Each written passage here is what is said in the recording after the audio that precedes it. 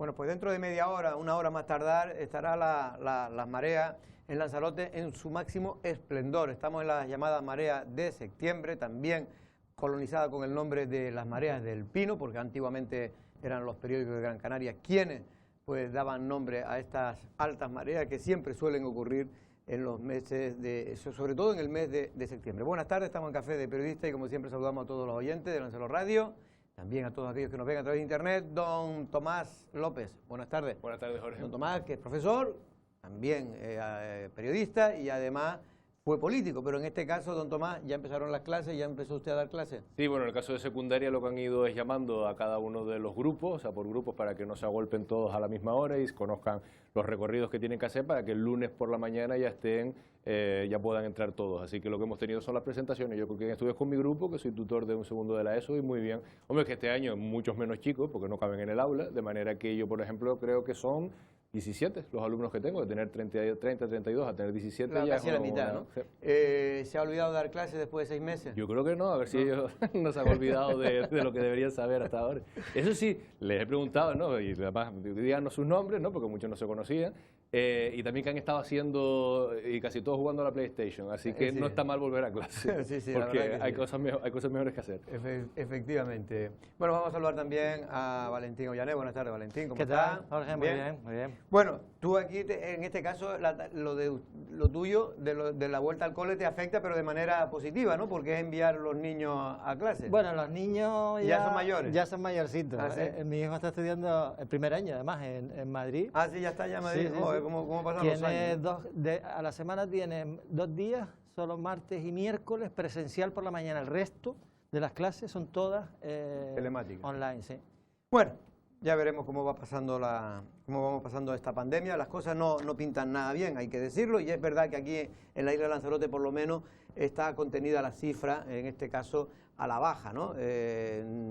Todavía no estamos por encima de lo que, en este caso Europa, de que es 100.000, ¿no? 100 por cada 100.000, ¿no? Sí, aunque bajaron a 50, recuerda, sí. Jorge, son 50 casos por cada 100.000 habitantes. Nosotros estamos superando todavía los 200 casos 200 y pico, 224 creo que por estamos 100.000 habitantes, con lo cual, a pesar de que los datos de contagios y los datos de gente en el hospital, etcétera, etcétera, son muy bajos, insignificantes en la isla de Lanzarote, lo que hay que tener en cuenta de cara a la rehabilitación del turismo, a la llegada de vuelos, a la llegada de turistas, es precisamente ese, el del número de contagiados por 100.000 habitantes, y todavía lo superamos, o sea que tampoco hay que dormirse.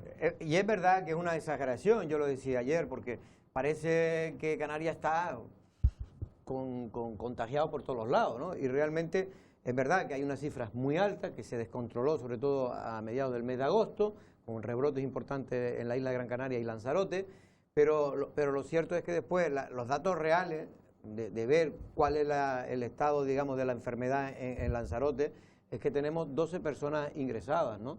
Claro, es que no es lo mismo las personas que están infectadas que las que luego necesitan enfermas, del sistema sanitario, que es lo que realmente nos preocupa, pero también entiendo que los países a la hora de establecer sus políticas lo hagan sobre el número de contagiados, porque tú no sabes, o sea, el número de contagiados lo que te cuenta es cuánto del virus hay en la calle. Sí, cuántas posibilidades tiene de contagiar. Exacto, claro. Y entonces luego al regreso a esos países de origen, pues lo que realmente les importa es eso, porque lo que temen es no saturar ellos su sistema sanitario, ¿no? Es decir, yo pienso que en esto sí el ser un destino turístico nos tiene que activar doblemente si queremos recuperar la situación. O sea, podemos estar relativamente tranquilos por el tema del número de camas, porque sabemos que podemos ir al hospital y que nos pueden poner un respirador, que al final fundamentalmente se trata de esto, ¿no? O sea, de cuando nos confinaron fue fundamentalmente por estas razones, ¿no? O sea, para que el sistema sanitario pudiese seguir dando avío, porque si no nos llegaríamos a situaciones muy graves, ¿no? Muy graves. Pero claro, además aquí tenemos que contar también con que el número de contagios sí son importantes,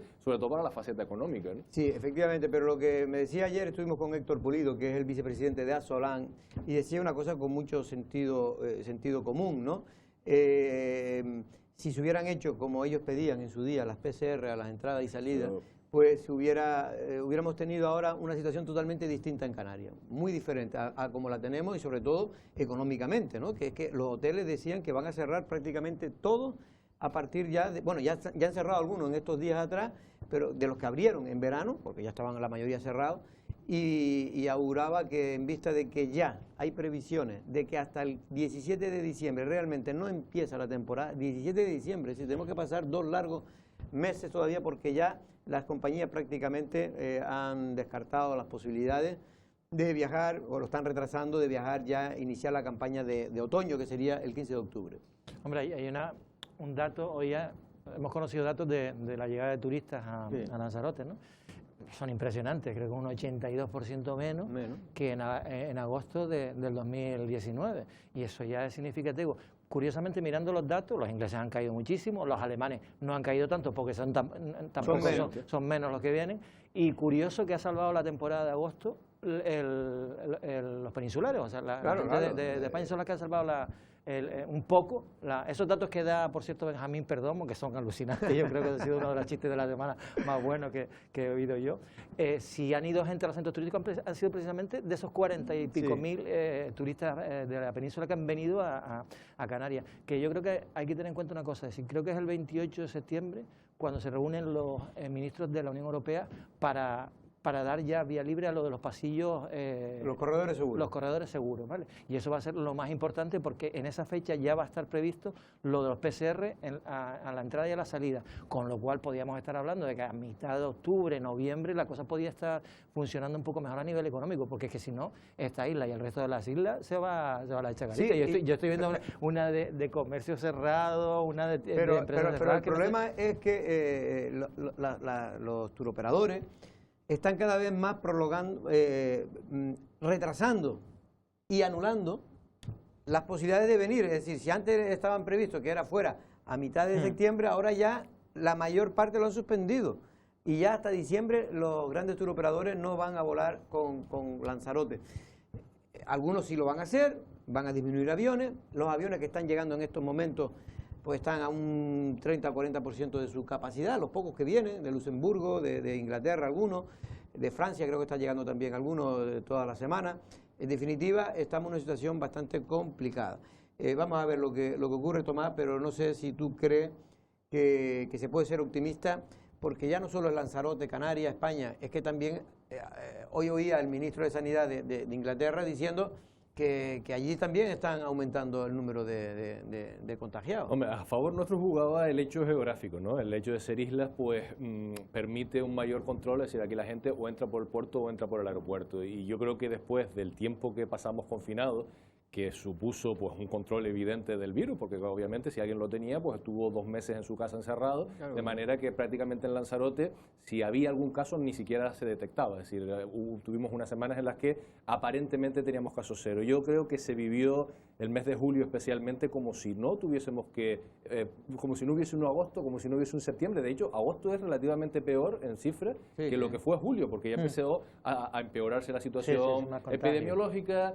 Inglaterra cerró, Inglaterra recomendó la no visita al conjunto del Estado español, y creo que en esto la política sí ha jugado un papel negativo, o sea, creo que negativo en el sentido de que creo que las políticas han sido demasiado centralistas, es decir, ha habido una visión mesetaria de las decisiones con respecto a estas cuestiones. Oiga, pues a lo mejor la PCR en Barajas no, pero en Lanzarote sí. ¿Por qué en Barajas no y en Lanzarote sí?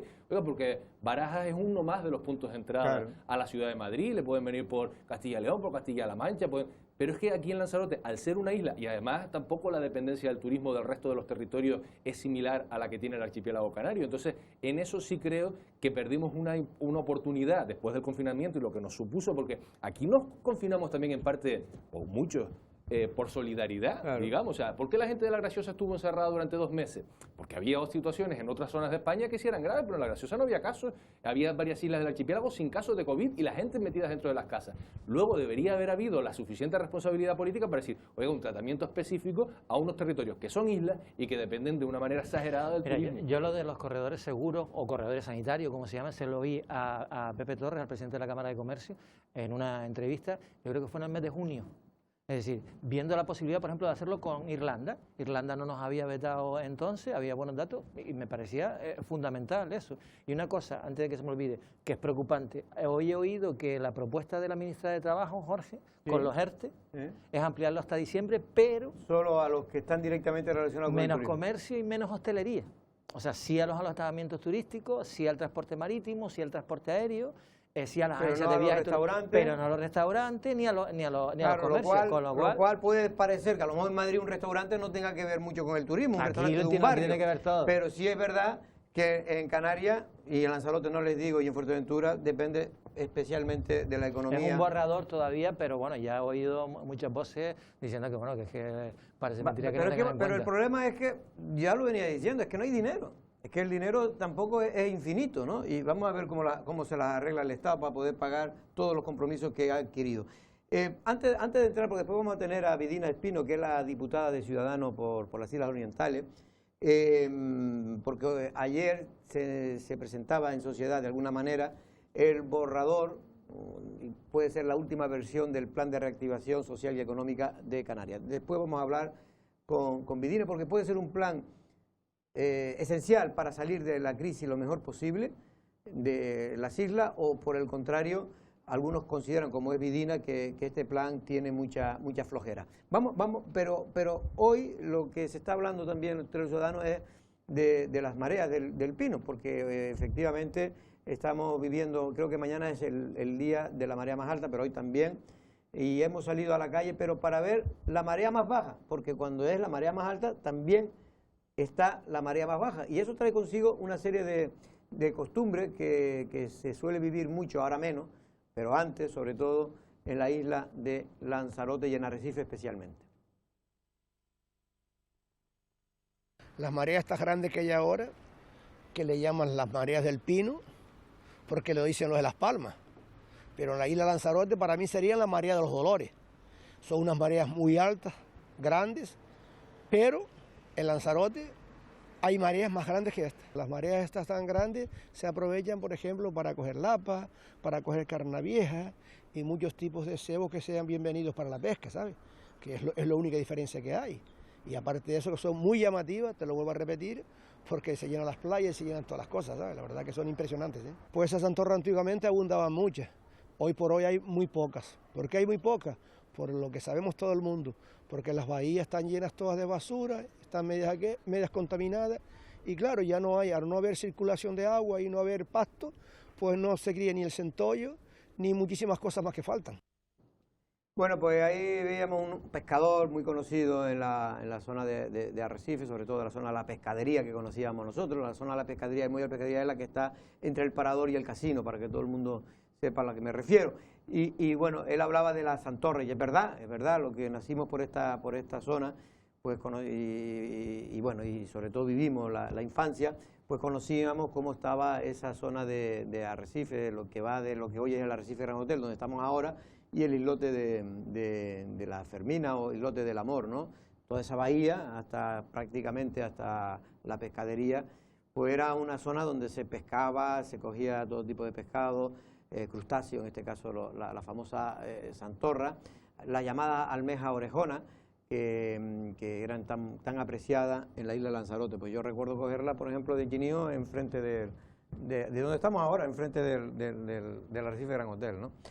Bueno, pues hay una cultura, en este caso también en Lanzarote y sobre todo en Arrecife, muy arraigada, que ya cada vez baja menos porque ya prácticamente ha desaparecido. De hecho, pescadores profesionales en Arrecife, Tomás, yo creo que ya no deben haber muchos, ¿no? La verdad que no lo sé, no tengo el dato, pero deben quedar muy pocos. Es un sector que lamentablemente yo creo, ¿no?, que cuando tenemos situaciones como las que estamos viviendo ahora, qué bueno sería poder, por lo menos, que una parte de la economía siguiese funcionando. Yo soy ya de una generación que no lo conoció, solamente quedaba, yo no solamente el tema de la pesca, sino también luego las industrias derivadas. Solamente cuando yo era chinijo quedaba todavía algo de olor a pescado en Arrecife, sí, por Garavilla, que era lo único que quedaba, que enlataban allí. Fue la última, sardinas, de hecho, en desaparecer. Sí, y ahora pues ya no queda nada de eso, ¿no? Ni la pesca, ya digo, ni las industrias asociadas. Efectivamente. Sí, de hecho, ¿qué queda? ¿La cofradía donde puedes comprar pescado fresco? Solo queda, ahora mismo en Lanzarote solo queda digamos, porque pescadería como tal, yo no sé, ahora no recuerdo, pero creo que la de Arrecife está abierta, la que estaba pegada al aeropuerto. Creo que no está abierta, que la cerraron. La cerraron, y yo creo que la cerraron hace tiempo. Yo creo que la cerraron ahora con el tema del COVID, estaba ¿no? bien, porque bueno, ahí había pescadores de los de toda orilla, la vida, lo que se llama pescadores de charco, barquillo, de orilla, sí, que eran los que cogían, pero allí tampoco había mucho, había boguillas, bogas, en fin, y no había tampoco mucho material. pero lo cierto es que se ha perdido. Es que quienes conocían, o muchos de los que nos están viendo, es que conocieron el arrecife de los años 50, 60 y 70, ¿no? Que era un arrecife totalmente diferente en el sentido de la cultura. Y es curioso, Juan, porque después ¿no? te vas a un restaurante y lo que aprecian cualquiera, nosotros aquí, pero la gente de fuera, lo que aprecian los pescados de la tierra, ¿no? Y Claro. bien que lo pagan además en los restaurantes, con lo cual parecería que podría ser una profesión que todavía que no caiga en desuso, pero no parece. El otro no día parece. me fui a la Graciosa a pasar un día, que todavía es un lujo irse a la Graciosa, y un plato, Cocinegro, una ración de un plato de cabrilla, pues cuesta 22 euros. Claro. Una ración, 22 euros, pero claro, también es que la cabrilla es la cabrilla. Bueno, vamos a hablar ya, vamos un momento al Parlamento de Canarias, en este caso vamos a hablar con la diputada de la isla de Gran Canaria, Vidina Espino. Buenas tardes, ¿cómo estamos, Vidina? Muy buenas tardes a todos. Bueno, Vidina, te hemos llamado sobre todo porque, bueno, hay mucho se está hablando ahora del plan de reactivación social y económica de Canarias. Precisamente Ciudadanos ha sido muy crítico y, de hecho, no ha apoyado en principio este plan. ¿Por qué? Así es, nosotros cuando se nos presentó la propuesta de llegar a un acuerdo, nos pareció que lo que faltaba era lo fundamental, que era la financiación, que era el dinero. Así se lo hicimos saber al presidente del gobierno y le ofrecimos la alternativa de unirnos todos en ese espíritu de Pacto por Canarias para reclamar ante el gobierno de España y también en las instituciones europeas pues los fondos necesarios para que Canarias pudiese salir adelante en esta situación tan difícil. Pero el gobierno no lo quiso hacer así. Nosotros, por tanto, un plan, firmar una serie de medidas que no teníamos ninguna garantía de que se pudiesen llevar a cabo, pues nos parecía un engaño a la ciudadanía por solo aparecer en una foto con motivo del 30 de mayo, del Día de Canarias, sin duda una fecha muy bonita, pero bueno, yo no quería engañar a los ciudadanos de Canarias y por eso no firmé ese plan, ese pacto. Ya, pero extraña un poco porque, vamos a ver, todo el mundo está de acuerdo, y ustedes mismos, que hace falta un plan fuerte de reactivación porque de aquí no se va a salir tan fácilmente después del destrozo económico que ha producido la pandemia en Canarias, ¿no? Sobre todo en un archipiélago que depende prácticamente del turismo, y ya no digamos nada islas como Lanzarote y Fuerteventura. Pero lo que un poco te reclaman, en este caso el gobierno, el Pacto de las Flores, lo que reclama Ciudadanos es un poquito de unión, de echar una mano, sabiendo que las cosas están difíciles. ¿No crees que a lo mejor Ciudadanos debería, no sé, siendo crítico, pero a lo mejor apoyar, porque nada sería peor que este plan, ¿o no? Efectivamente, por eso nosotros lo que le propusimos al presidente del gobierno Torres es todos unidos reclamar los fondos ante el gobierno de España y ante las instituciones europeas, pero él no quiso eso precisamente porque le cuesta mucho reclamar fondos ante el gobierno de España. No hay que olvidar que, por ejemplo, del plan de infraestructuras educativas de Canarias, un dinero que nos vendría muy bien ahora para adaptar los colegios para hacer frente a la pandemia, no ha llegado el dinero que estaba en los presupuestos del Estado para Canarias. Son 42 millones de euros del año 2018, otros 42 del año 2019, en total 84 millones de euros para la educación que no ha reclamado este gobierno al gobierno de Sánchez. Pero es que nos hemos llevado además una decepción porque el gobierno comprometió o anunció de alguna manera que habría más de 15.000 millones de euros para ese plan de reactivación de Canarias, y hoy nos hemos enterado en la prensa de que no vamos a llegar ni a la mitad, que no va a haber ni, menos de 6.000 millones de euros, ni la mitad de lo que se había anunciado. Es una decepción absoluta, la verdad. Vidina, y en esos 6.000 millones también estaban las partidas que de alguna manera el gobierno dijo inicialmente que iba a aportar los cabildos, que iba a aportar los ayuntamientos, el propio Estado, o esto es todo los 5.725 millones que anunció ayer el borrador en el Consejo de Gobierno, solo es de Canarias, solo es del gobierno de Canarias.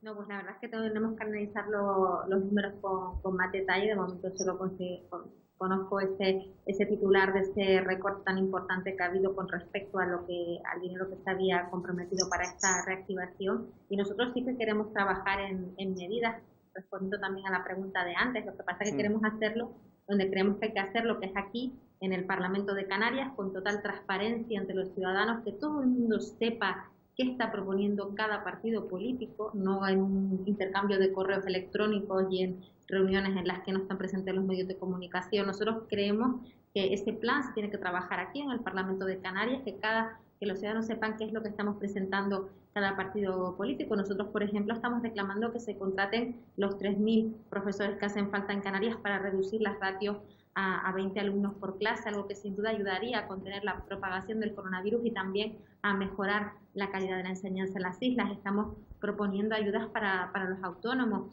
estamos proponiendo también mejoras en lo que tiene que ver pues con todo lo que significa la burocracia de la administración, y queremos que esas propuestas que estamos haciendo, por supuesto, que salgan adelante, pero que también los ciudadanos sepan qué propone cada grupo. Es importante.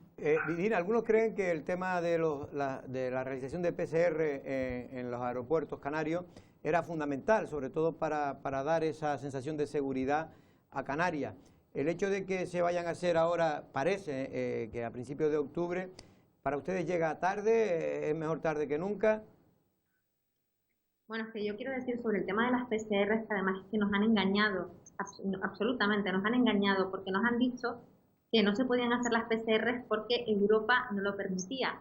Y sin embargo hemos visto todo el verano cómo se han hecho esas PCR pues en Madeira o en los aeropuertos de Italia, en Grecia, pero es que hace unos días vi en los informativos que es que el aeropuerto de Bruselas está realizando ya las PCR a sus viajeros, lo cual eso de que Europa no dejaba realizar las pruebas pues era absolutamente una mentira que ha caído por su propio peso. Y de hecho la ministra de Turismo en una entrevista daba el verdadero motivo, es que consideraba el ministro de Sanidad que había pocas PCR y que no las quería destinar al turismo. Así que en este asunto nos han mentido y bueno, al final las mentiras tienen las patas muy cortas.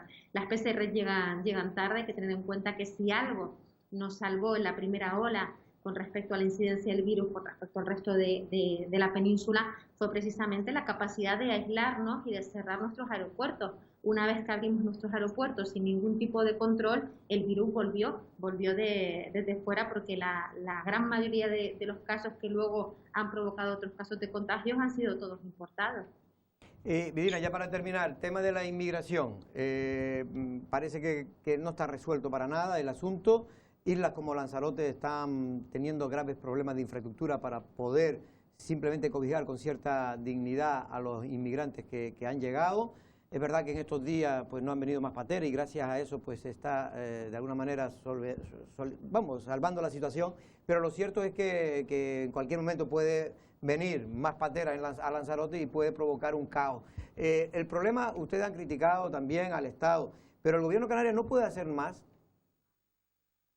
Mire, le voy a decir, yo con lo que está pasando, con cómo se está atendiendo aquí a las personas que están llegando, estoy tremendamente desolada con lo que está ocurriendo. El fenómeno de la inmigración irregular, la llegada de personas en pateras, y muchos de ellos que además pierden la vida incluso en nuestras costas, no es algo nuevo. Lo sabe la isla de Lanzarote, que lleva sufriendo la llegada de pateras nada menos que 26 años. Lo sabe la isla de Gran Canaria, y lo vivió también incluso la isla de Tenerife con aquellas llegadas masivas de los años 2006 y 2007. Por tanto, lo que está ocurriendo es que no tiene ningún tipo de justificación, porque esto no es algo nuevo, y además ni siquiera está llegando un gran número de inmigrantes con respecto a ese episodio pues tan dramático que vivimos, como digo, en los años 2006 y 2007.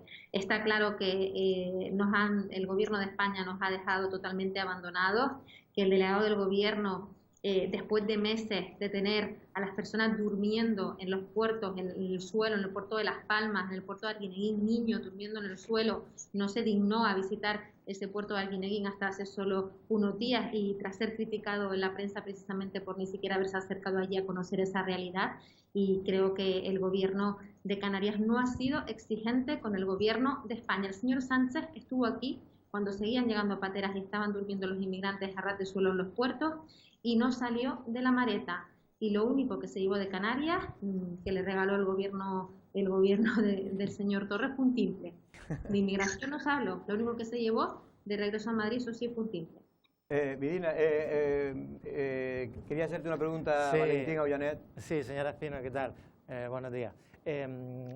Eso del timple también lo ha dicho Fernando Clavijo, por cierto. Yo no sé si hay cierta sintonía ahí entre Ciudadanos y Coalición Canaria. Pero al margen de esto, lo que le quería decir, Ciudadanos a nivel nacional está ahora en una posición muy interesante, en el sentido de que ustedes pueden apoyar los presupuestos generales, ¿no?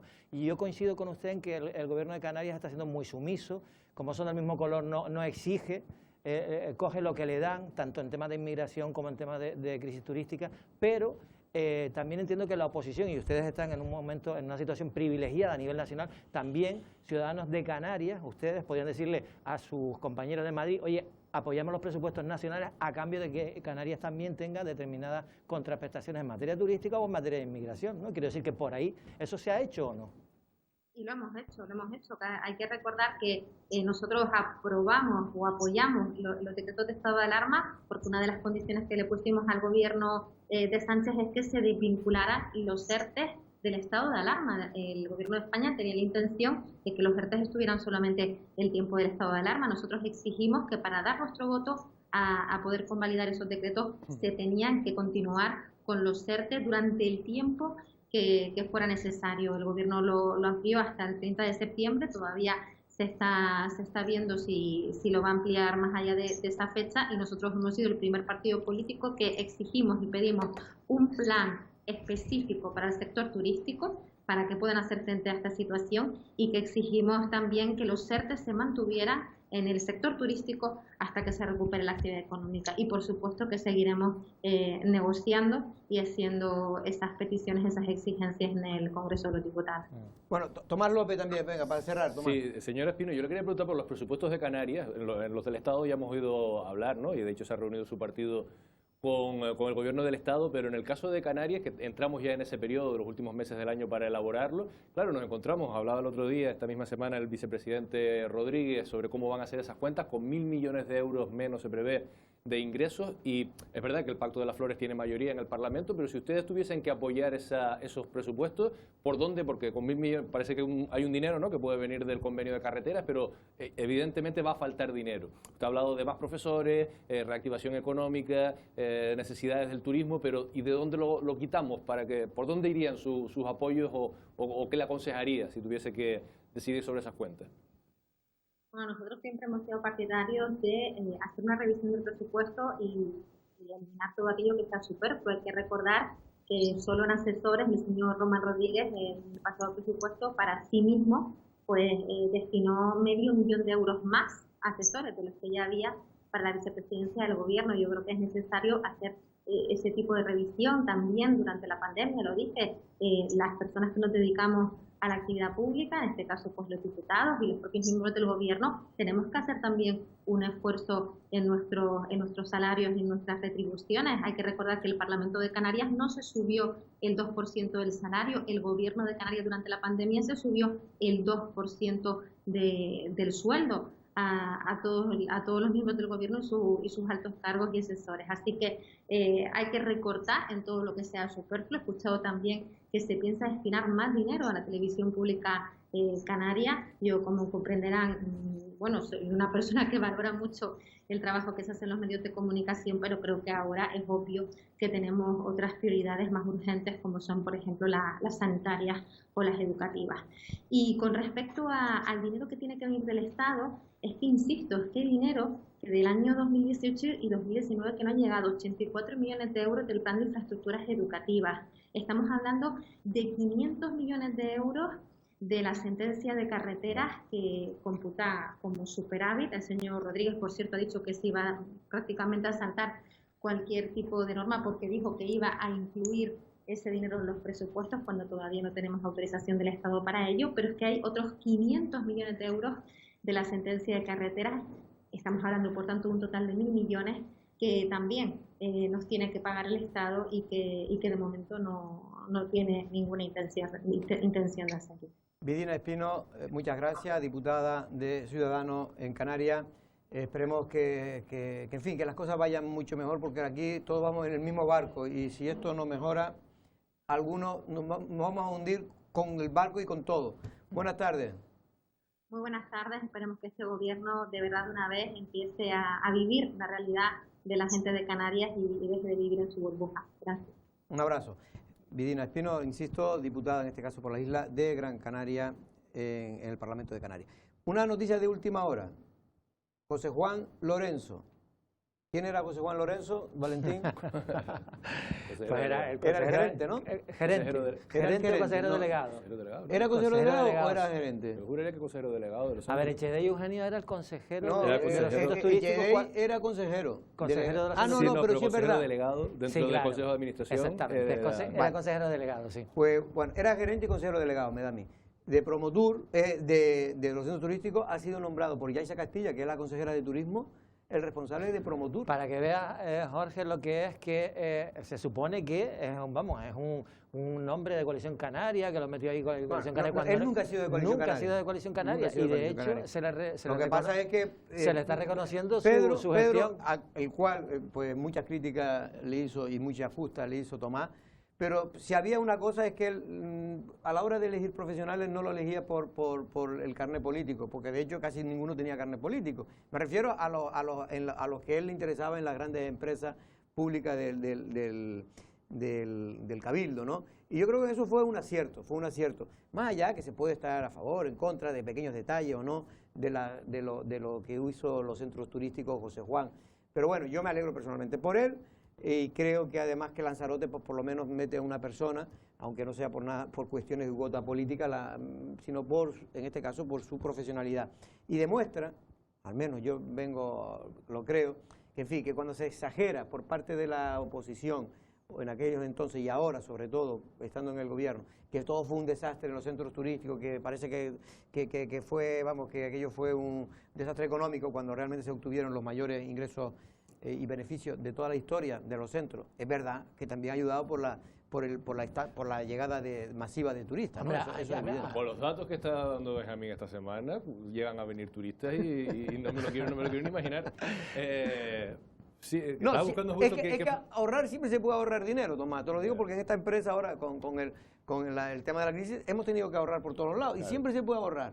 Pero las cosas después no se hacen mejor, ¿eh? Pero no suelen hacerse mejor. los datos que se han dado, yo no sé si Benjamín Perdomo, fíjate tú qué diferencia, por ejemplo, con José Juan Lorenzo, es decir, de lo que es un técnico a lo que es una persona que ya la fuente te echa para atrás, porque lo de Benjamín Perdomo todos sabemos de dónde viene, sabemos que viene comisariado políticamente por quien lo hace, para enfrentarlo a los demás, para criticar la gestión anterior, y cuando lo pones delante de unos datos, empieza a decir una de tonterías como la que dijo el otro día, que no le cabe a nadie en la cabeza. O sea, estamos hablando de que... creo que hasta los medios pro... es que no hay nadie que pueda justificarlo. Pero ¿sabes lo que pasa? Que a mí como ciudadano, que ahora mismo no estoy ni en la política ni tampoco en los medios de comunicación, me falta también la otra parte, porque yo me quedé con el titular, que es el que lanzó, obviamente, el político de turno, en este caso Benjamín Perdomo, pero me falta, o sea, vale, parece inverosímil, pero me faltan los datos, o sea, me falta saber y eso lo tendrá que hacer la oposición. No, pero él tampoco lo aportó. Él solo vino a decir... un titular. Él dice que vino a ahorrar dinero en los costes. Evidentemente los costes se ahorran porque si ha estado cerrado 4 meses y de aquella manera cuando se abrió, pues evidentemente los costes se ahorran lo que es de consumo. No, y es un intento por decir, no, a esos que decían que teníamos que meter en ERTE a los trabajadores, tal, no tienen sentido. Mire, tenemos hasta 200.000, claro, no le ha puesto ahí ni los cánones de los ayuntamientos, es decir, ¿y cómo es posible que pueda tener ese beneficio en un año en el que desde marzo hasta ahora los turistas han descendido en más de un 80%? Bueno, la noticia real es que la noticia, si no se quiere vender triunfalismo, la noticia real es que en estos 9 meses eran, ¿no? 8 meses. 8 meses. De enero a septiembre. Eran 8 meses. La noticia real es que los centros han perdido el 90% de los beneficios en comparación a los 8 primeros meses del año pasado. Esa es la noticia real. Como dice bien Tomás, hombre, él no iba a vender eso. Él el titular que buscó, que era el que tenía 200.000 de superávit, sin contar que hay que pagar los canos, por supuesto al Cabildo ni se le va a pagar, ya no se les pagaba, entre otras cosas porque había una especie de compensaciones porque también tenía deuda el Cabildo con los centros, pero en cualquier caso, insisto, la realidad es que los centros turísticos puede ingresar cerca de 29 millones en el año 2019, pues va a ingresar cerca de 13. Ahí están ya los datos, pues ya está. Y si además el 50% de los costes de la plantilla de los centros turísticos, pues ya está más que claro. Y decía, 200.000 euros nos ahorramos cada mes en ETT. Y tiene razón, pero don Benjamín, ¿cómo va a contratar a personal de ETT si están los centros vacíos? en estos meses. Y además es bueno que se vaya reduciendo el tema de las ETT, eso siempre ha sido positivo. De hecho, yo creo que Coalición Canaria se dio cuenta también, porque estaba aumentando tanto, porque necesitaba, porque estaban creciendo, y entonces en lugar de hacer gente fija, pues decidieron contratar ETT para evitar, por ejemplo, que en lugar de que fuera la plantilla de 400 personas, ahora sean de 350. Si se llegan a contratar a todas esas personas que utilizaban en ETT, pues se hubiera ahora incrementado el gasto de la plantilla pues en un 10 o un 15%. Bueno, en cualquier caso, insisto, yo no digo que Benjamín no intente hacerlo bien, que yo creo que lo está intentando, pero muchas veces se echa culpa que él no tiene, es decir, es que simplemente es que esto a cualquier gestor que lo hubiera tocado, era muy complicado en esta situación que la empresa pudiera dar beneficios. Yo lo único que pongo sobre la mesa es que todas las empresas turísticas que se dedican al sector servicio, incluso públicas, han hecho ERTES. O el 100% de la plantilla, o el 80%, o el 60%, el 70%, lo que haga falta. Y que eso hubiera ahorrado un dinero que ahora podía ser en torno a los 2 millones de euros, que nos hubiera venido muy bien a los centros turísticos, porque vamos a tener otro retroceso en entrada en el mes de septiembre y en el mes de octubre casi seguro, vamos. Hombre, yo lo quiero enlazar con lo de José Juan Lorenzo en el sentido de que hay que poner en valor que a aquella persona a la que criticaban también, pues resulta que la acaban de contratar en el gobierno de Canarias, un partido político con el que nada tiene que ver, un pacto de gobierno con el que nada tiene que ver. Un hombre, han contratado a un técnico en Promotur y además lo ha contratado en la Consejería de Turismo, que además Yaiza Castilla, de todos hemos dicho que si algo ha tenido es una labor pues intensa en el sentido de que se ha movido, ha movido, es una de las consejeras del gobierno que más se ha movido, lo ha intentado de todas las formas, y coge a José Juan Lorenzo, que estaba al frente de los centros turísticos, esos que hicieron un desastre de gestión según el Partido Socialista, lo coge para meterlo en Promotur, la promoción turística. O sea que... En política, y Tomás también lo sabe, se dice muchas tonterías. Unos y otros, pero muchas tonterías se dicen muchas veces que después uno, en fin, por el hecho de, mire, usted comprenderá que con la devuelta que uno ha dado ya a esta isla, pues se va quedando con cosas, y es que ya los sectarismos a mí ya, de uno o de otro, es que no, es decir que todo lo mío es bueno y todo lo demás es malo. Oye, que José Juan Lorenzo puede haber hecho cosas malas, claro, pero te digo, a ver, fíjate la diferencia entre Juan Lorenzo y Benjamín Perdomo. Benjamín Perdomo, comisario político de Ciudadano, lo contrataron porque se metía con Pedro Saginés un día sí y otro también, fundamentalmente, y lo querían de escudo para todas las críticas que hubiese para el centro turístico. No, y un hombre atrevido, es capaz de decir lo que le dice técnico, sí, Carlos Espino que diga. Exactamente, el enfrentamiento lo supera con creces. De hecho, yo creo que al que se cargó el anterior consejero delegado, que yo se lo decía a Coalición Canaria, no presionen tanto para que se carguen al anterior. Sí, al del PSOE, al del PSOE. Porque este por lo menos era una persona, en fin, que sabía de números, por lo menos era asesor económico, en fin, tenía estudios en economía, pero claro, el problema es que ahora, pues bueno, yo no digo que él no lo intente hacer lo mejor que pueda y lo está intentando y reducir costes, que está muy bien, pero muchas veces, insisto, el tratar de tierra quemada a la gestión anterior, me parece... Sí, pero yo pienso, mirando al gobierno del Cabildo en general, no solamente a lo que atañe a los centros turísticos, lo que pasa es que los centros turísticos se convirtieron como en esa punta de lanza del conflicto, ¿no? O sea, entre unos y otros, o sea, muy enquistado además, creo que desde uno y otro lado se hizo poco por reconciliar posturas, porque no creo que nadie quiera quemar los centros turísticos, ni uno, ¿no? Ni José Juan, ni luego del otro lado los trabajadores, bueno... Pero más allá de eso, yo sí veo al gobierno del Cabildo que la estrategia que yo creo que le estaba funcionando durante algunos meses de plantear la acción de gobierno en contraposición de los que estuvieron antes, yo creo que ya... O sea, ya chirría. No, y ya que con lo que está pasando. O sea, tú puedes hacer política en torno a lo mal que lo hicieron los otros, pues eso, cuando te van bien las cosas, cuando vas a abrir, cuando vas a hacer una inauguración, cuando no sé cuándo, pero en plena, o sea, en marzo las cosas cambiaron. O sea, la gente ahora tú le cuentas qué pasó hace 2 años y te dice, mire, ahora hágame el favor y solucioname las cosas de comer, ¿no? Me vas a perdonar, pero es que tenemos esperando ya al doctor, en este caso cirujano, Antonio Becerra, más conocido para los amigos por Tony. Buenas tardes, don Antonio. Buenas tardes, Jorge, ¿qué tal? ¿Cómo estás? Bueno, curiosamente, antes me lo recordaba Tomás, teníamos a una persona que fue compañera suyo en su día, pero en este caso en el ámbito político, y que cosa que usted ya abandonó hace tiempo. Teníamos a Avedina Espino, sí. diputada de Ciudadanos. Pues sí.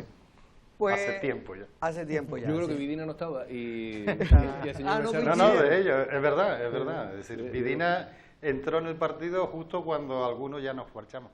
Vale. Bueno, no vamos ahora Nada, no vamos a política hablar no. de la intrahistoria de Ciudadanos. Política no. Pero lo hemos llamado, usted representa también al sindicato médico de Lanzarote, de la sanidad pública. Antonio, ¿cómo ven las cosas? ¿Estás asustado con el tema de esta segunda oleada que ha surgido en Canarias y en Lanzarote? Pues sí, estamos muy preocupados, pero mucho, porque las cosas no se están haciendo bien, conforme en la primera tanda de contagios, cuando lo del confinamiento y todo esto, tuve que dar y di con todo la satisfacción, la enhorabuena a la gerencia y a los directivos de este hospital por haber hecho las cosas bien. En este momento las cosas no se están haciendo nada bien, los resultados están ahí, los problemas están ahí y mucho me temo que la cosa no tiene visos de solucionarse a corto plazo. Pero Antonio, la realidad es que tampoco la gerencia tiene culpa, me da a mí, usted me dirá, desde mi punto de vista del desconocimiento, de que se haya contagiado la gente en la isla de Lanzarote porque hayan ido a Gran Canaria y se hayan contagiado en Gran Canaria y después lo hayan traído a Lanzarote, han estado en reuniones familiares, que en fin, usted sabe cómo son estas cosas, el relajamiento, cuando hay copas y tal. Eso no es culpa me da a mí, de la gerencia del hospital de Lanzarote, ¿no? Bueno, aquí cada uno tiene su parte alícuota de culpa, es decir, efectivamente, eso no es culpa de la gerencia. La mala gestión de los seguimientos, de las pruebas y la falta de protección al personal sí es culpa de la gerencia. Eso yo creo que sí está claro. Efectivamente, la parte principal del problema viene por el manejo por parte tanto del gobierno central como del gobierno de Canarias de la pandemia. Pero aquí cada uno contribuye en su medida o bien a mejorarlo o bien a empeorarlo. En este caso y en esta situación en concreto, en esta gerencia, en esta última fase no se ha mejorado y de hecho yo creo que se ha empeorado mucho. Es decir, hay muchos ejemplos, sobre todo en lo que concierne a la gestión hospitalaria y la gestión de seguimiento, que dejan mucho que desear, pero muchísimo. Pero, por ejemplo, en cirugía, él nos comentaba, el señor Aparicio, que claro, con el tema del cierre prácticamente del hospital, todo dedicado a las urgencias y en este caso a los casos más graves, me refiero fuera del COVID, las listas de espera en cirugía habían crecido importante. ¿Se ha podido rebajar? No, las listas de espera efectivamente han crecido, se está intentando rebajar dentro de lo posible y sí que es verdad que se han derivado o distanciado las operaciones no urgentes y se han centralizado solo en operaciones urgentes o bien prioritarias como cánceres y urgencias o bien también aquellas que se pueden hacer con un mínimo riesgo, es decir, aquellas que son de quirófano de poco tiempo, que se vienen y se marchan el mismo día y que no hay un riesgo importante de contaminación o de ocupar cama. Eso sí se está haciendo. ¿Se ha cogido la planta de cirugía ahora para Sí. la planta COVID? Para pre-COVID, sí. Una pre-COVID. planta que fue, ten en cuenta que fue la primera una vez que se habilitó la planta COVID, tanto en la vez anterior como en esta, Sí. queda como habilitada para, en caso de que se desborde una planta, la otra entra en funcionamiento. Ah, Y mira. también está automáticamente sellada para los casos de posibilidad de COVID.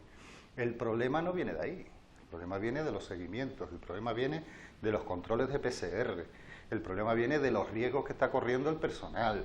Se están haciendo cosas absurdas por parte del Departamento de Riesgos Laborales. Es decir, aquí se ha pedido a gente que está ingresada en el hospital que llame a primaria para que primaria le diga que lo confinen y estando ingresada en el hospital.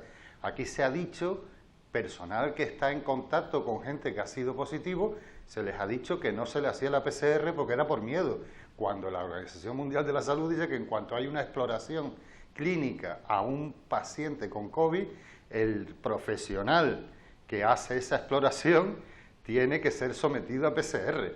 Aquí los seguimientos, y eso lo tendrás tú clarísimo, porque creo que hay muchísimas llamadas en ese sentido, brillan por su ausencia. Es decir, aquí uno da positivo, tiene un contacto estrecho y esta persona se desgañita para intentar que lo atiendan. Es decir, esto no está funcionando, las cosas como son, hay que ser honestos. Y también, por el otro lado, también se quejan gente que me llama y amigos y bueno, que se han visto confinados, a pesar de que el 99% de posibilidades era que no tenía ningún tipo de contagio, y la tardanza en hacerle los PCR, ¿no? Lo confinan, pero le tardan mucho en hacerle los PCR, ¿no? Se tardan en hacer, se hacen mal, no se hacen a quien se le tiene que hacer. Y luego ahora ya lo último que ha surgido, que esto es verdad, que no es culpa de la gerencia, sino es culpa del Estado, del gobierno central, de que hay determinadas personas que tienen que estar 10 días de confinamiento y hay otras que debemos ser superhombres o supermujeres, que son las fuerzas de seguridad y el personal sanitario solo 7 días, porque nuestro cuerpo debe ser diferente, es decir, para todo el mundo 10 días mínimo, pero para el personal sanitario 7, porque nosotros el virus cuando entra identifica que tú eres un personal sanitario, un personal de los miembros de los cuerpos de seguridad y se da cuenta que solo puede infectar durante 7 días. Es decir, nosotros tenemos una biología diferente. Eso hay que tenerlo en cuenta porque así están funcionando las cosas en este sistema que nos está llevando a la ruina. Y nos está llevando a la ruina porque no hay personas capacitadas que estén controlando el tema. Valentín. Sí, señor Becerra, yo quería hacer una pregunta. Perdone mi ignorancia, pero tengo entendido que los PCR que se están haciendo, por ejemplo, a los alumnos ahora de infantil y primaria, los resultados tienen que darlos en el Hospital de la Candelaria en Tenerife.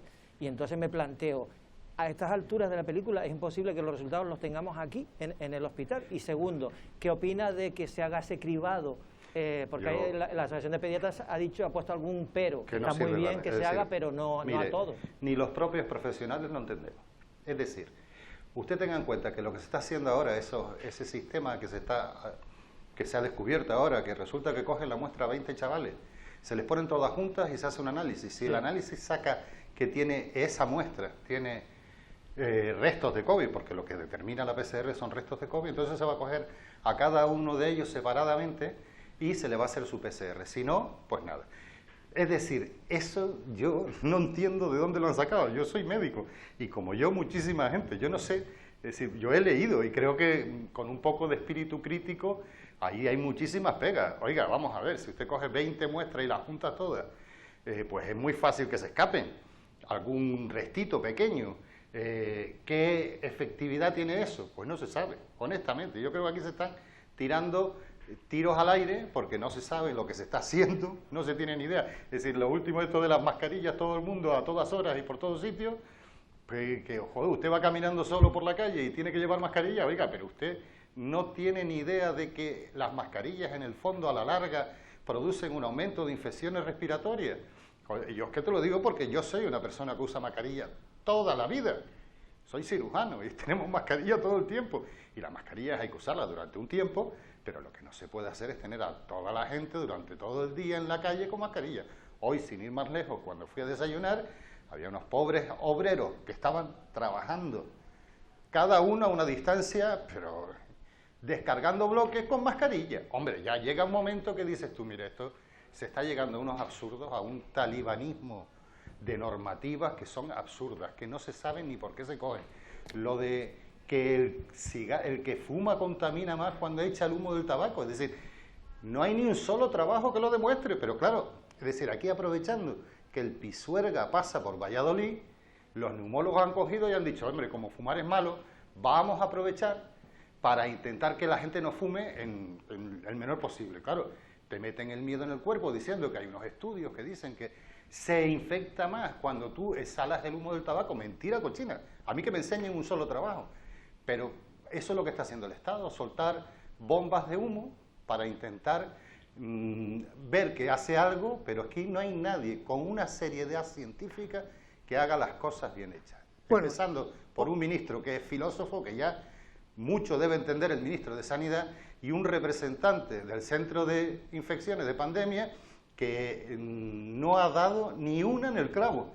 Ya solo por probabilidades alguna tendría que haber dado, pero este tío es que no ha sacado ni una derecho. Este tío lo deben fichar en los centros de apuestas para hacer justo lo contrario que él dice que va a hacer. Es decir, no va a haber ni uno o dos casos, pues mire, 200.000. No va a haber, no hay que ir a la manifestación, no pasa nada, pues mire, se demostró que había aumentado muchísimo después la manifestación. Es decir, este tío es que no da una. Entonces yo no sé de dónde han sacado a este tío. Porque mucha formación no debe tener. Hoy se quejaba, en este caso una emisora, la SER, ¿no? El que había sido el asesor de Obama en sanidad, es decir, un señor del País Vasco, que también había sido asesor del gobierno autonómico, y de lo que se quejaba es un poco lo que tú estás diciendo, que aquí se ha disparado mucho sin saber a qué se quiere matar, ¿no? Un poco al tuntún en muchas ocasiones, pero también decía que es verdad que es un virus que todavía se desconoce muchas de las cosas, ¿no? Y entonces no se sabe, y entonces es verdad que muchas veces decía el señor Simón, decía que no había que utilizar la mascarilla, que eso era peor y tal, y después pues había que utilizarla, y ahora pues yo lo he dicho muchas veces lo que tú estás diciendo, es decir, la mascarilla hay que utilizarla bien, hay que usarla donde hay que utilizarla, en el campo no hace falta, en la playa un disparate. En fin, le pasa a todo el mundo. Donde no hay gente, me refiero. Boris Johnson, antes de infectarse, decía aquello de la infección de manada, como era aquello, lo de la manada, que el 60% de la población tenía que contagiarse para que no pasara nada. Desde el momento que se contagió él y estuvo pasándolo mal, se dio cuenta de... Quiero decir que todos los países iban al tuntún.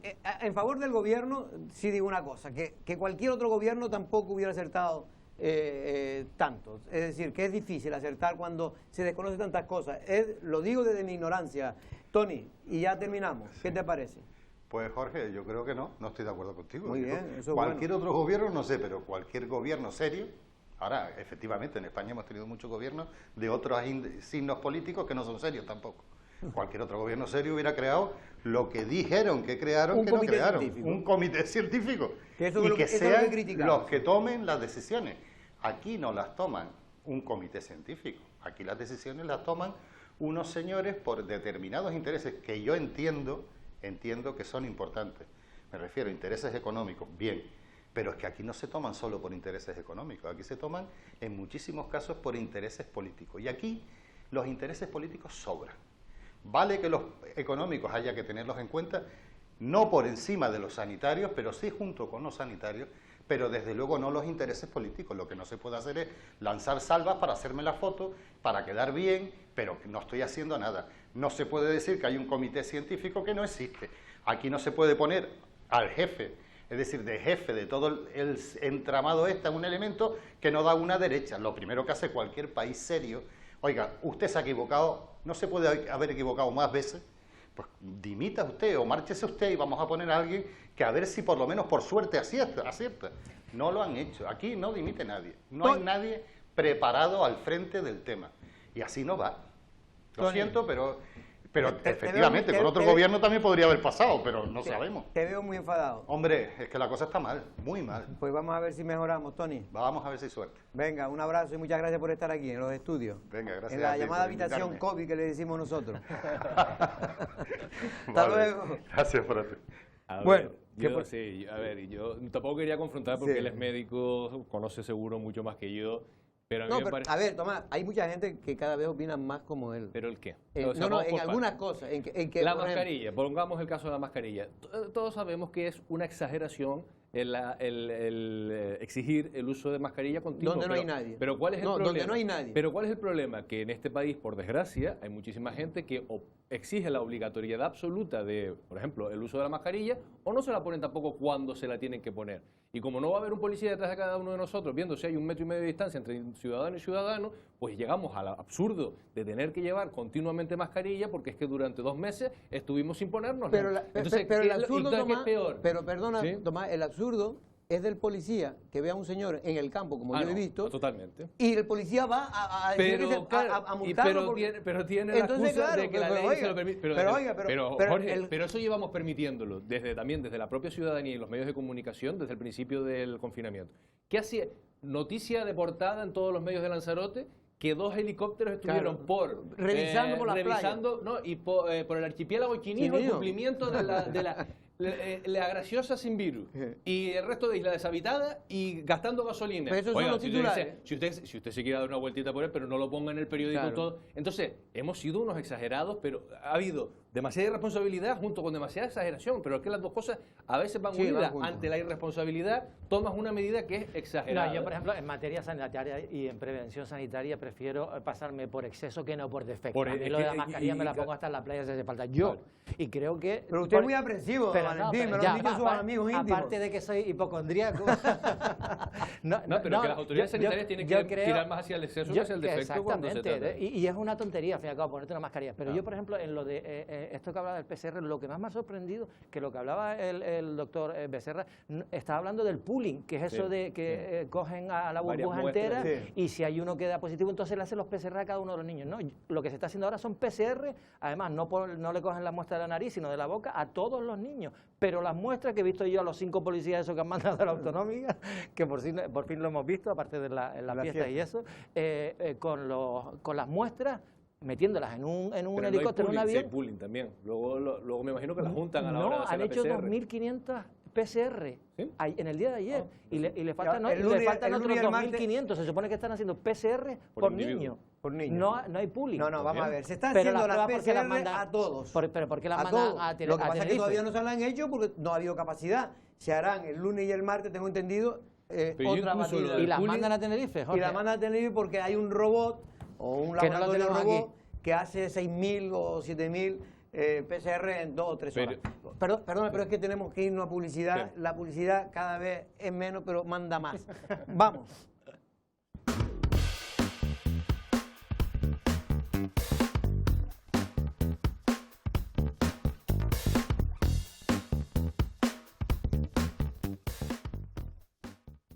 Bueno, pues vamos a ir rápidamente con nuestro último invitado del viernes, en este caso con Midalia Machín, secretaria general de la agrupación de Coalición Canaria, en este caso en la isla de Lanzarote. Midalia, buenas tardes, ¿cómo estamos? Muy buenas tardes, muy bien. Midalia, antes de nada, disculpa, tú por lo menos no eres como tu padre que nos echa la bronca en directo, ¿no? Porque te hemos tenido esperando más de 10 minutos, ¿no? A mi padre hizo eso, no sé.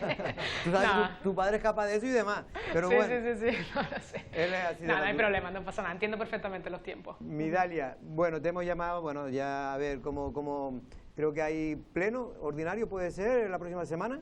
Sí, bueno, se supone que hay un pleno fijado para la próxima semana, bueno, después tuvimos el último, en agosto también tuvimos un pleno extraordinario y nada, y bueno, a ver, para distintas cuestiones que hay que llevar a cabo y temas vitales para la isla, como puede ser, bueno, pues todo lo que está sucediendo con la inmigración, creo que es una prioridad ahora mismo que hay que resolver en Lanzarote, aparte de toda la situación del COVID, cuáles son los planes que tiene el Cabildo en cuanto a la situación económica de esta isla y bueno, y otras distintas cuestiones también que hay que debatir en ese pleno. Por cierto, Midalia, una última hora, ¿cómo lo valora el nombramiento de José Juan Lorenzo como gerente de Promotur?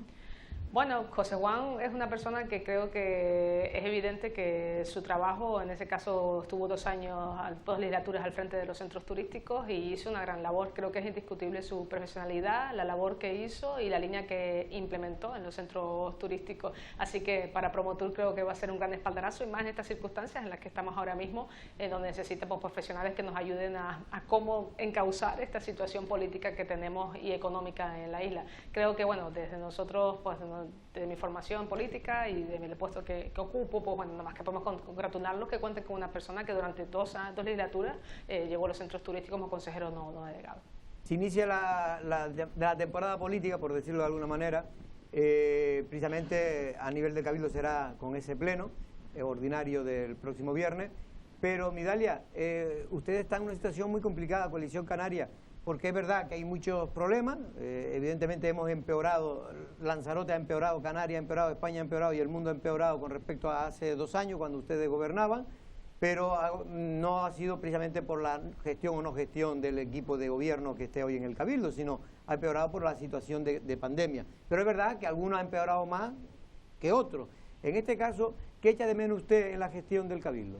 Yo lo que más extraño del Cabildo es que, o sea, ¿Hacia dónde vamos? ¿Qué es lo que queremos? Entendemos que desde antes del COVID había una planificación que nunca supimos, por más que preguntábamos y decíamos cuál es el programa de gobierno, cuál es el plan que tienen para esta isla. Nunca supimos, nunca nos lo dijeron ni el PSOE ni el PP. Y la otra parte que diferencio es después del COVID. Todo cambió y yo puedo entender que el gobierno puede estar sobrepasado por toda la situación que se está viviendo, pero a día de hoy necesitamos saber qué es lo que va a suceder, hacia dónde, a qué rumbo caminamos, cuáles son las líneas que van a implementar en turismo, cuáles son las líneas que van a implementar pues en todo tipo de ayudas sociales, cuáles son las líneas que van a llevar a cabo en la cuestión económica de la isla, porque nosotros sabemos que dependemos directo e indirectamente de nuestro Producto Interior Bruto, en un porcentaje muy alto depende en este caso del turismo. Entonces, viendo que no llegan los aviones, que no llegan los turistas, es una situación complicada. ¿Qué va a suceder con las personas que están inertes? Se renovarán como se supone, pero en qué porcentaje serán, y luego también si finalmente están hasta diciembre, ¿no? Hay muchas cuestiones en el aire, y nosotros lo que le pedimos al Cabildo de Lanzarote es simplemente esta pregunta: ¿cuál es el plan que tiene usted para esta isla en estos meses o en este periodo? Marco Vergás, bueno, ya usted sabe que ha sido, no voy a decir destituido, porque creo que fue él el que solicitó un cambio de consejería, y ya lo lleva en este caso Isabel Martín, que por cierto estamos esperando a ver si alguna vez puede venir por aquí. Está la mujer, que creo que está desbordada también con el asunto, y de momento desde el gabinete de prensa nos dicen que es imposible que pueda estar aquí en Lancelot Televisión. Pero ¿qué te parece esa mini crisis?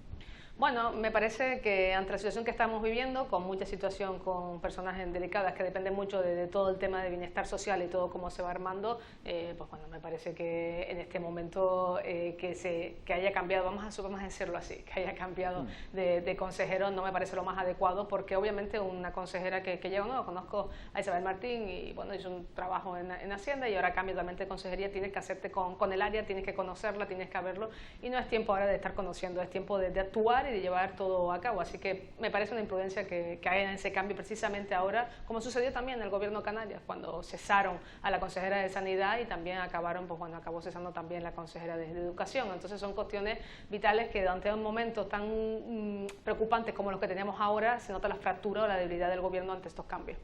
Valentín, no sé si tendría alguna pregunta para Migdalia. Ustedes han sacado... Hola, Migdalia. ¿Qué tal, Valentín?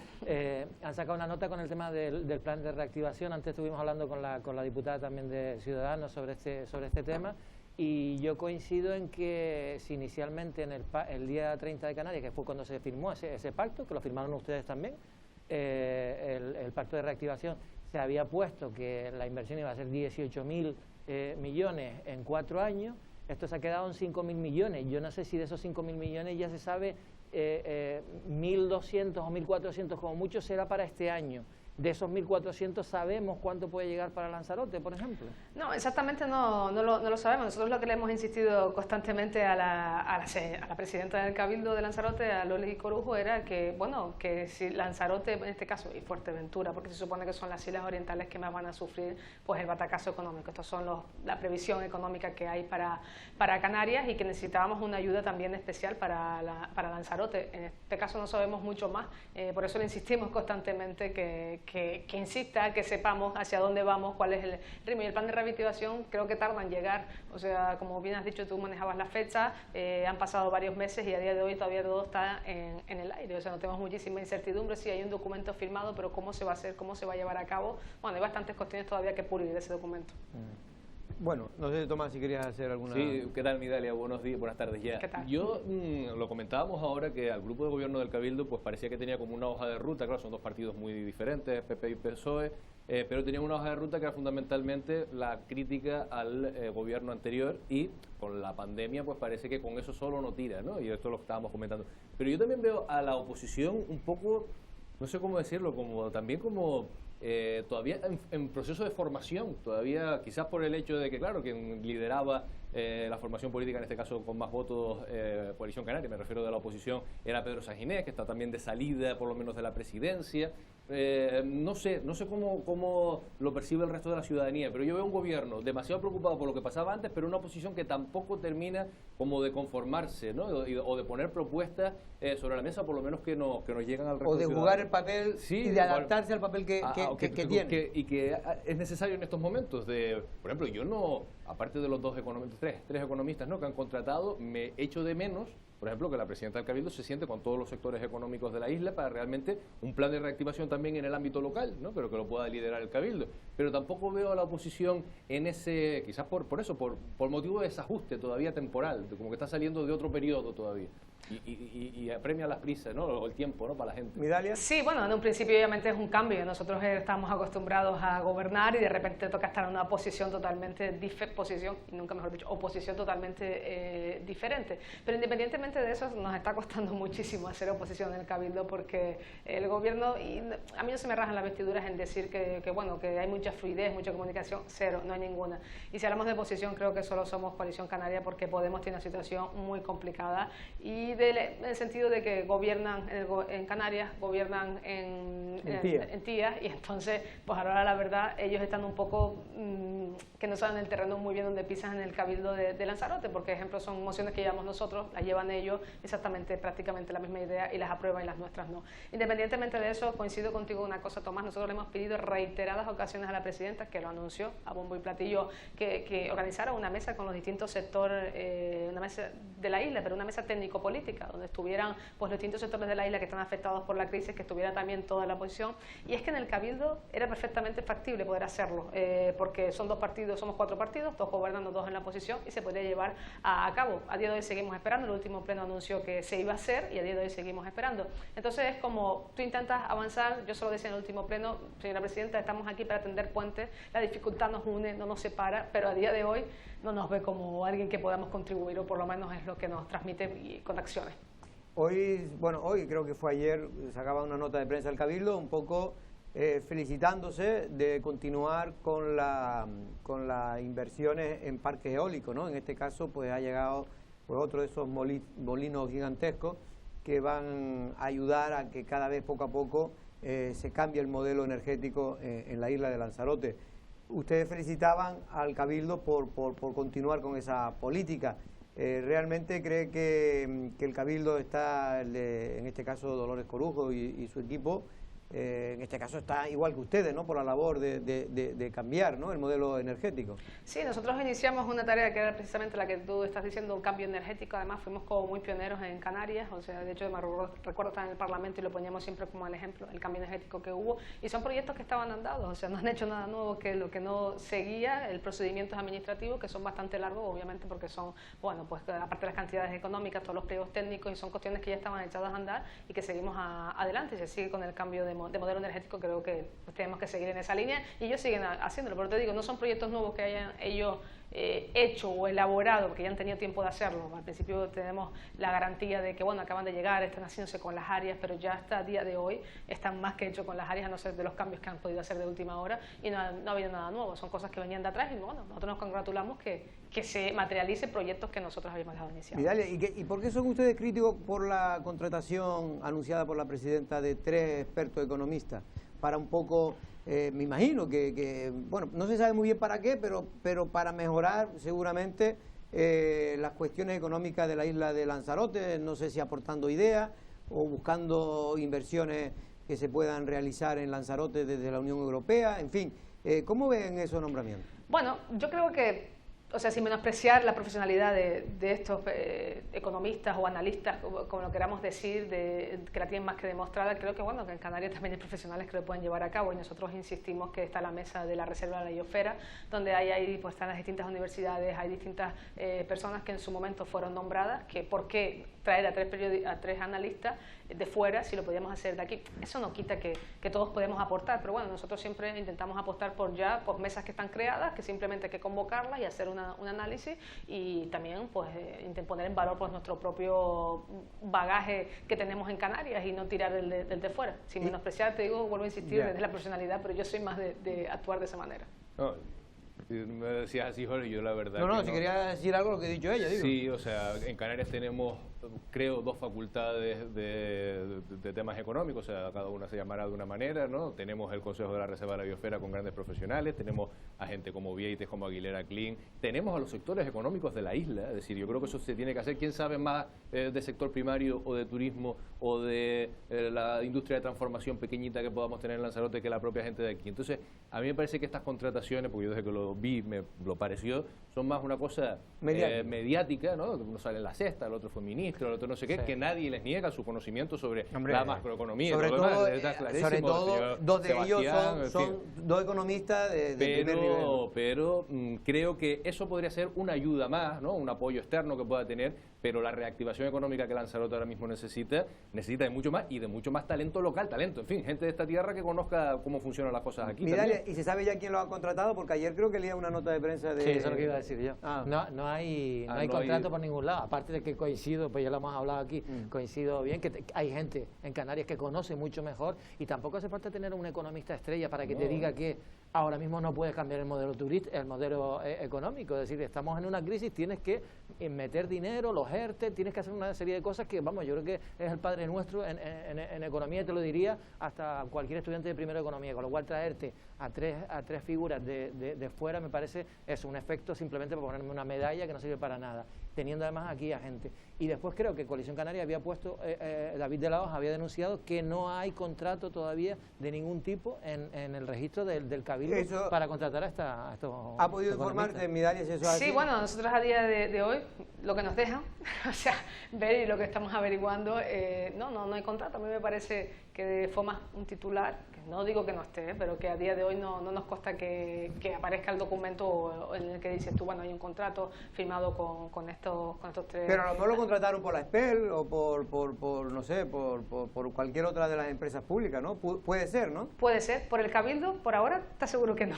No sé si aparecerá mañana el documento, pero por ahora no. Y vuelvo a insistir, o sea, sin menospreciar a nadie, creo que debemos de poner en valor lo nuestro y más en este momento, en las circunstancias que estamos, o sea. Y ya termino con un sí y con un no. ¿Ve unido el grupo de gobierno del Cabildo? Yo veo dos cuestiones. Veo un ayuntamiento donde está una alcaldesa, el resto del grupo de gobierno no aparece, y veo un cabildo donde aparece la presidenta y el resto está minimizado. Eso es lo que yo veo. Pues eso es lo que ve mucha gente. Midalia, muchas gracias. Buenas tardes, hasta luego. Gracias a ustedes. Pues Tomás, nos tenemos que ir corriendo. Muchísimas gracias, buen fin de semana. Buen fin de semana, también Valentín. Igualmente, buen fin de semana. Cuídense ustedes mucho y si sale, no beban no, pero pónganse la mascarilla, que es lo que ahora sí hay que ponerse. Buenas tardes.